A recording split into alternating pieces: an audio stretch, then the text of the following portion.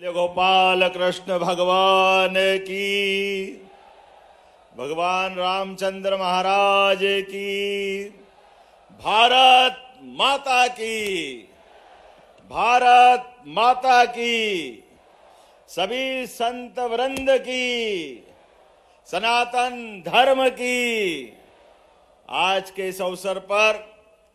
मोक्षदा एकादशी और एकादशी के पावन पर्व पर मध्य प्रदेश सरकार के द्वारा आयोजित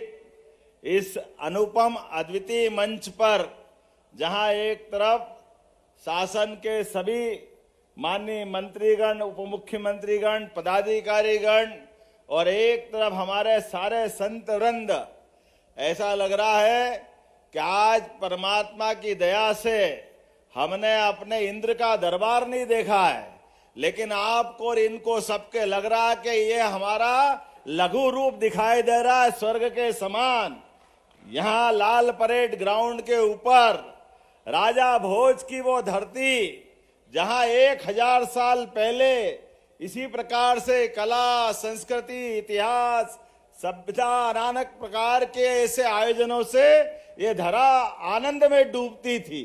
मुझे इस बात की प्रसन्नता है जब ये कार्यक्रम में एक बात का उद्घोष हुआ कि 5000 साल पहले जो रिकॉर्ड बना था, उस रिकॉर्ड के आधार पर, उस समय तो कोई गिनीज बुक नहीं होगी, लेकिन वो सारी बुकों से ऊपर एक अपना परमात्मा का दिया हुआ दिव्य वाणी है, जो लिपिबद्ध होकर के भगवान के मुखारविंद से निकले एक एक शब्द, वो हमारे श्रीमद् गीता का हमारा एक पवित्र ग्रंथ के रूप में प्राप्त हुआ, जो आज भी हमको कर्मवाद की शिक्षा देता है, भक्ति मार्ग की तरफ ले जाता है और सांख्य योग से भी परिचय कराता है। आज के इस कार्यक्रम में हमारे उप मुख्यमंत्री श्रीमान जगदीश देवड़ा जी,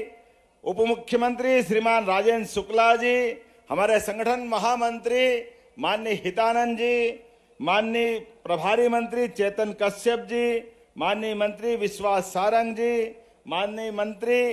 धर्मेंद्र लोधी जी, माननीय मंत्री कृष्णा गौर जी, इस अवसर पर हमारे प्रोटेम स्पीकर रहे माननीय विधायक रामेश्वर शर्मा जी, हमारे माननीय महापौर मालती राय जी, माननीय विधायक भगवान दास सबनानी जी, माननीय महेंद्र यादव जी, मालती राय जी के साथ हमारे सभापति कृष्ण सूर्यवंशी जी, सुमित पचौरी जी, विष्णु राजौरिया जी। इस अवसर पर हमारे सभी आश्रमों के प्रमुख आचार्यगण, सभी विद्यार्थीगण, पूरे प्रदेश में सभी जिले जिले से जुड़ी हुई सभी लाडली बहनाएं, भाइयों बहनों, आमंत्रित अतिथिगण, इस अवसर पर प्रदेश भर में जुड़े सभी माननीय मंत्रीगण और सभी पत्रकार साथियों, आज के इस अवसर पर ये जो अनूठा आयोजन हुआ है, सबसे पहले आज मध्य प्रदेश नहीं, पूरे देश में नहीं, दुनिया के अंदर भगवान के मुखारविंद से निकले हुए गीता के श्लोक के माध्यम से जो रिकॉर्ड बना है, मैं आपको कोटि से बधाई देता हूं, आपका अभिनंदन करता हूं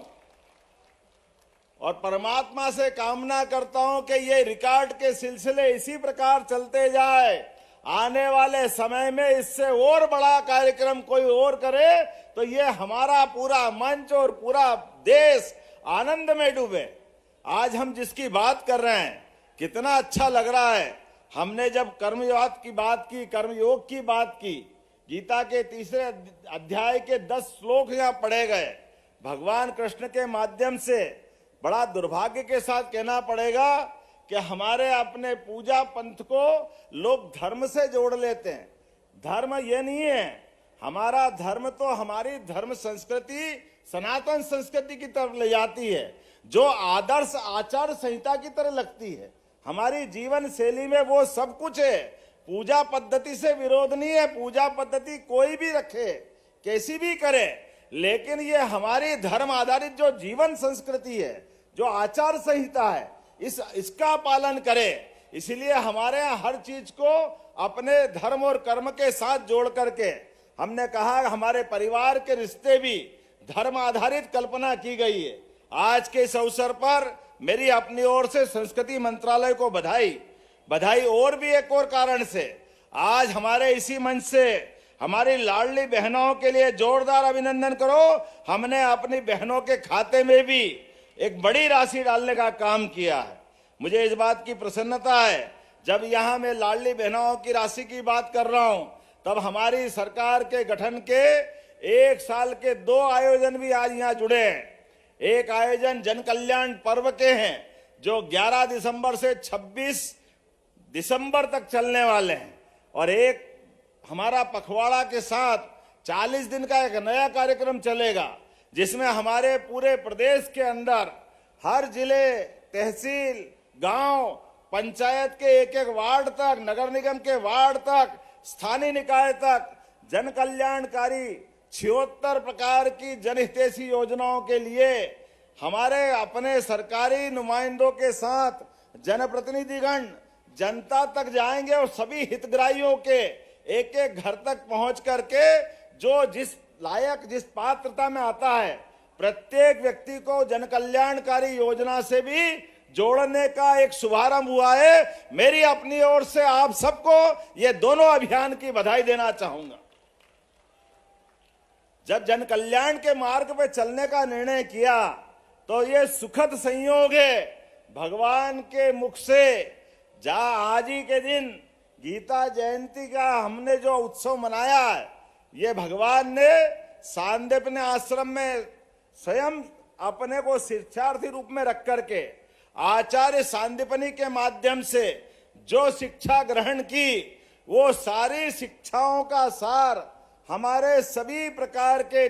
4 वेद, 18 पुराण, सारे उपनिषद, सारी 64 कलाएं, सबका निचोड़ उनने अपने पवित्र गीता के माध्यम से समाज को देने का प्रयास किया। मुझे इस बात की प्रसन्नता है, बहुत सरल भाषा में जिस गीता जी की हम बात करते हैं, हमारे देश के लोग तो आनंद में डूबते ही हैं। मुझे इस बात की जानकारी है, आप भी जानकारी लेना। आजकल गूगल के सर्च इंजन के माध्यम से दुनिया में सबसे ज्यादा जिस पुस्तक की चर्चा होती है, लोग जानकारी चाहते हैं, वो पवित्र गीता जी है। हमें इस बात का गर्व है, दुनिया के सबसे ज्यादा लोग गीता जी को देखना चाहते हैं, पढ़ना चाहते हैं, जानना चाहते हैं। इस देश तो छोड़ो, दुनिया के अंदर जिनने परमाणु बम बना करके, परमाणु बम के माध्यम से एक विभीषिका हुई जापान में, जिसने इसका आविष्कार किया वो ओवेन हाइजर, जिसने अपने बम के दुष्परिणाम को देखा तो मानसिक रूप से विक्षिप्तता की स्थिति में पहुंचा।